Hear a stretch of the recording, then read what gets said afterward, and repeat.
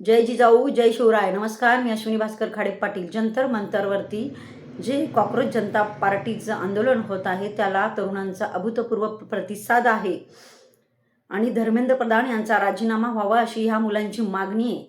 खऱ्या अर्थानं नीटमध्ये जो घोटाळा झालेला आहे, म्हणजे देशाची एक्झाममध्ये एवढा मोठा घोटाळा होतो आणि अजूनही शिक्षण मंत्र्यांचा राजीनामा होत नाही, म्हणून हे कॉक्रोच जनता पार्टीने आंदोलन घेतलेले आहे.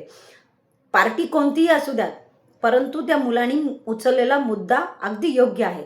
पार्टीचं समर्थन करत नाही, पण त्या मुलाचं समर्थन नक्की करेल की त्यांनी असंख्य विद्यार्थ्यांच्या भावना जाणून घेतल्या आणि आज तो रस्त्यावर उतरलाय. कॉक्रोच जनता पार्टी काय आहे, त्याचं पुढचं भवितव्य काय आहे याच्याशी मला काही घेणं देणं नाहीये, परंतु आज जे त्या मुलांच्या भावना जाणून रस्त्यावर उतरलाय आणि शिक्षण मंत्र्यांचा राजीनामा मागतोय. पहिला मुलगा आहे की ज्यांनी शिक्षण मंत्र्यांचा राजीनामा मागितलाय. विरोधकांनी अजूनही त्या विषयावरती राजीनामा मागितला नव्हता, परंतु या मुलांनी राजीनामा मागितलाय कारण त्याच्या लक्षात आलेलं आहे की पुढचं भवितव्य विद्यार्थ्यांचं अशा शिक्षण मंत्र्यांच्या हातामध्ये असेल तर भारत देशाचं केवढं मोठं नुकसान होत आहे.